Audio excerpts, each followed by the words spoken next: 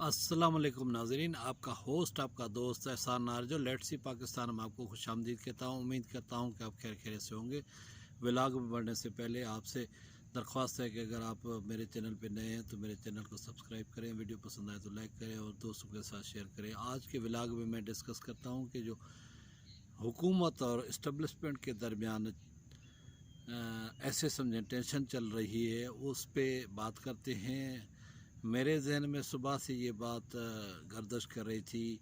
कि इमरान खान से गलती हुए बोल बाजवा कफारा क्या होगा। ये कलाम है उसकी दिन पे, इमरान खान से गलती हुई है बोल बाजवा कफारा क्या होगा। इमरान खान बिलाखिर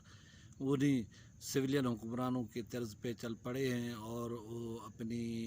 जो है अन्ना और भोलेपन और जो सिविल हुक्मरानों कानून के कच्चे होते हैं उस पे उन्होंने अमल किया है और आर्मी चीफ़ की तरफ से दिया गया फ़ैसला उन्होंने मुस्तरद किया था। लेकिन आर्मी चीफ़ से मुलाकात के बाद उन्होंने दोबारा कहा है कि आप समरी भिजवाएं, मैं फ़ैसला करूंगा। तो ये बात काफ़ी अरसे से पहले हुकूमती वज़रा वज़ीर आज़म ये अपोजिशन के ऊपर इल्ज़ाम लगाते आ रहे थे कि अपोजिशन हमारे इदारे कौमी सलामती के इदारे को सियासत में घसीटने की कोशिश कर रही है। लेकिन वज़ीर आज़म ने इस मामले में जानिबदारी का मुजाहरा करके ख़ुद ISI के चीफ़ को न सिर्फ सियासत में घसीटने की कोशिश की है, लेकिन एक जो हमारा सॉवरेंट इदारा है, जिस इदारे का एक डिसिप्लिन है और जिसकी वजह से हमारे मुल्क के बहुत सारे मामला चल रहे हैं, उसमें भी डिवीजन पैदा करने की कोशिश की है। लेकिन इस तरह वज़ीर आज़म ने क्यों किया, उसके पीछे क्या लॉजिक थी, ये तो उसके करीबी हल्के ही बता सकते हैं। लेकिन जो मीडिया में बातें आ रही हैं वो कोई अच्छी बातें नहीं हैं कि रियासत के मामला चलाने के लिए अगर आप इस तरह के मशवरों पे अमल करेंगे तो फिर ये मामलात आपके हाथों से निकल जाएंगे। मैं तो कहता हूँ कि जब पिछले साल सर्दियों में हज़ारा कबीले के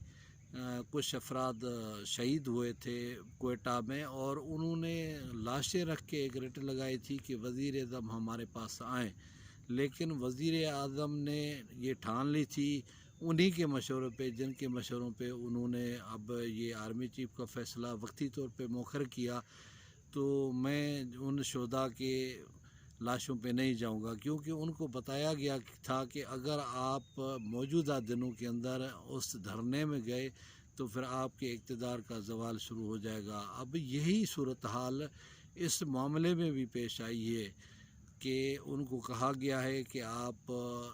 जनरल फैज़ हमीद की जो मुकर्ररी है उसको एक्सटेंड कर लें और उनको ISI चीफ़ रहने दें। मैं कहता हूँ कि ये जो जादू टोने या फिर छोटे से मामलात होते हैं, इल्म नजूम या माहिर नजूम वाले जो बताते हैं, इनसे हट के रियासत के मामलात ज़्यादा ऊपर होते हैं। किसी को इल्म गुमान में भी नहीं था जब आर्मी चीफ़ ने जनरल फैज़ हमीद का तकर्रुर एज ए ISI चीफ़ किया था। और मैं कहता हूँ कि इमरान खान बज़ाते खुद एक खिलाड़ी हैं और खिलाड़ी जो होता है, जो कप्तान होता है, उसको पता होता है कि कौन प्लेयर किस पॉइंट पे या किस जगह पे खेलेगा। तो आर्मी चीफ़ से बढ़कर कोई ज़्यादा नहीं समझ सकता, न कोई अंदाज़ा कर सकता है कि उसको किस बंदे को किस जगह लगाना है। अब देखिए, इसमें दो पहलू हैं कि आर्मी चीफ़ शायद इमरान खान से ज़्यादा फैज़ हमीद के खैर ख्वाह हैं, वो इस इदारे के सरबराह हैं और वो फैज़ हमीद की सलाहियतों से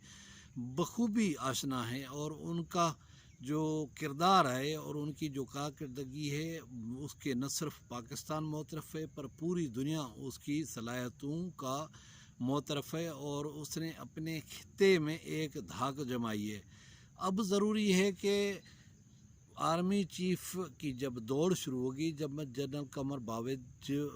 कमर जावेद बाजवा साहब रिटायर होंगे तो उस दौड़ में जनरल फैज़ हमीद भी शामिल होंगे और आर्मी चीफ़ बनने के लिए ज़रूरी होता है कि कोर कमांडर के तौर पे भी उनको अपना सर्विस करना चाहिए।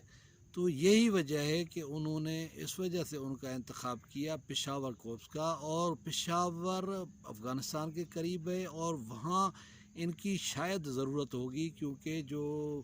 فینسنگ کے معاملات ہیں اور دیگر معاملات ہیں ان کو دیکھنے کے لیے اور اس کا کیریئر مزید نکھارنے کے لیے یہ بہت ضروری تھا۔ لیکن وزیر اعظم اور اس کے وزراء نے اس بات کو اس طرح جوڑ دیا جس کی وجہ سے ایک 10 دنوں سے ابہام والی سچویشن پیدا ہو گئی ہے۔ میں کہتا ہوں کہ یہ جو حکومت نے فیک نیوز کی رٹ لگائی ہوئی ہے، یہ فیک نیوز یہی ہوتی ہے کہ یہ معاملہ کافی وقت سے جو سوشل میڈیا کی زینت بنا ہوا تھا، لیکن اس کے اوپر الیکٹرانک اور پرنٹ میڈیا نے سنجیدگی کا مظاہرہ کیا، لیکن اس معاملے کو بذات خود حکومت سامنے لے آئی ہے، اور جس معاملے کو یہ فیک نیوز کہتے تھے اس معاملے کے اوپر ان کا رد عمل آ گیا، کابینہ میں ڈسکس ہوا اور آرمی چیف کی اور ISI چیف کی وزیر اعظم سے ملاقات ہوئی۔ تو یہی معاملہ ہوتا ہے کہ جو حکمرانوں کو خبر اچھی نہیں لگتی اس کو فیک نیوز کا نام دیا جاتا ہے، اور جو ان کے مرضی کی خبر ہوتی ہے اس کو گڈ نیوز کہا جاتا ہے۔ تو یہی معاملہ ہوتا ہے کہ جب صحافی کو کسی معاملات کی بھڑک لگ جاتی ہے تو وہ اپنا پوائنٹ آف ویو شیئر کرتا ہے اور وہ خبر بریک کرنے کی کوشش کرتا ہے۔ لہذا موجودہ جو صورتحال ہے اس کے تناظر میں ہم کہہ سکتے ہیں کہ فیصلہ وہی ہوگا جو آرمی چیف چاہیں گے، اور بالآخر عمران خان نے بھی ان کے فیصلے کے سامنے سر تسلیم خم کرنا ہے۔ لیکن جہاں جو بات آتی ہے کہ سول ملٹری جو تعلقات تھے ان کی مثال ماضی میں نہیں ملتی تھی موجودہ حکومت اور آرمی کے درمیان، لیکن ان میں ایک خلیج پیدا ہوئی ہے۔ اب وفاقی وزیر اطلاعات فواد چودھری کہہ رہے ہیں کہ ہمارے ہاں کوئی خلیج نہیں ہے، کوئی ابہام نہیں ہے، لیکن جب ایک بار دراڑ پڑ جاتی ہے آپ اس کو ریپیئر کریں تو وہ دکھائی ضرور دیتی ہے۔ ایک بار جب آپ کا اعتماد ختم ہو جائے، ایک دوسرے کے اوپر اعتماد میں کمی آ جائے تو پھر اس کو دوبارہ اس نہج پہ لانا بڑا مشکل ہوتا ہے۔ تو یہی ہم پہلے بھی کہتے آئے ہیں کہ جو سویلین حکمران ہوتے ہیں ان کو جب اقتدار میں 2, 2.5, 3 سال کا عرصہ گزر جاتا ہے تو وہ ان کو ایک جو اندر کا ڈکٹیٹر ہوتا ہے وہ آہستہ آہستہ عیاں ہونا شروع ہو جاتا ہے، اور وہ سمجھتے ہیں کہ ان کے علاوہ کوئی پرندہ پر نہیں مار سکتا۔ لیکن میں کہتا ہوں کہ دنیا کے اندر اسٹیبلشمنٹ ہے، ہر ملک کے اندر اسٹیبلشمنٹ ہے، تو لہٰذا اسٹیبلشمنٹ ایک حقیقت ہے اور وہ حقیقت جان کر ہی آگے بڑھنا چاہیے۔ تو لہٰذا اس طرح کے معاملات میں عمران خان یا اس کے وزراء کو اچھل کود سے کام لینے کے بجائے صبر اور تحمل مزاجی کا مظاہرہ کرنا چاہیے تھا، اور جو آرمی چیف کی طرف سے ریکمنڈیشن آئی ہے ان پہ من و امن فیصلہ کرنا چاہیے تھا، کیونکہ جب یہ لیفٹیننٹ جنرل کے عہدے پہ آرمی کے افسران پہنچتے ہیں تو ان میں کوئی 19-20 کا بھی فرق نہیں ہوتا، سارے برابر کی صلاحیتوں کے مالک ہوتے ہیں، اور یہ آرمی چیف کی ثوابدید ہوتی ہے کہ وہ کس سے کیا کام لینا چاہتے ہیں۔ لہذا عمران خان اور اس کے جو حواری ہیں ان کی طرف سے نیک نیتی اور پارسا بننے کی جو خبریں آ رہی تھیں وہ تو ہائی کورٹ کے سامنے جو غیر ملکی تحائف نہیں ملے ہیں ان کو چھپا کر ہی ظاہر ہو گئی ہیں۔ یہ بندہ جو دنیا کو لیسن دیتا تھا کہ میں وزیر اعظم ہاؤس میں نہ رہوں گا، وزیر اعظم ہاؤس کی بھینسیں بیچ کے قرضہ اتاروں گا، اور اس نے یہاں تک کہا تھا کہ جو ماضی میں حکمرانوں نے تحائف لیے ہیں ان کے اوپر مقدمات بھی بنے تھے، ریفرنس بھی بنے تھے، لیکن جب ان کے حکومت کی باری آئی، ان کی اپنی باری آئی تو وہ اور ان کی اہلیہ قیمتی کروڑوں روپے کے تحائف نہ صرف لے اڑے کولیوں کے مول، لیکن اس کو بتانے سے بھی گریزاں ہیں۔ اب یہ تحائف ملے ہیں وہ عوام کا ملکیت ہے، اسٹیٹ آف پاکستان کی ملکیت ہے، ان کو بتانے سے کون سا پہاڑ ٹوٹ جائے گا اور کون سے ممالک ناراض ہو جائیں گے۔ لہٰذا اس طرح کی باتیں اب گزشتہ حکمرانوں کی طرح عمران خان بھی اپنی روش کو بدلیں، اور یہ کوئی اچھا نیک شگون نہیں ہے، نہ صرف جمہوریت کے لیے، نہ صرف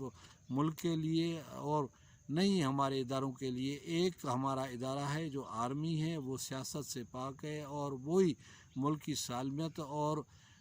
جو ہمارے نظام کو چلا رہا ہے، تو اس کو زیادہ سیاست زدہ نہ کریں اور نہ ان میں ڈویژن پیدا کرنے کی کوشش کریں.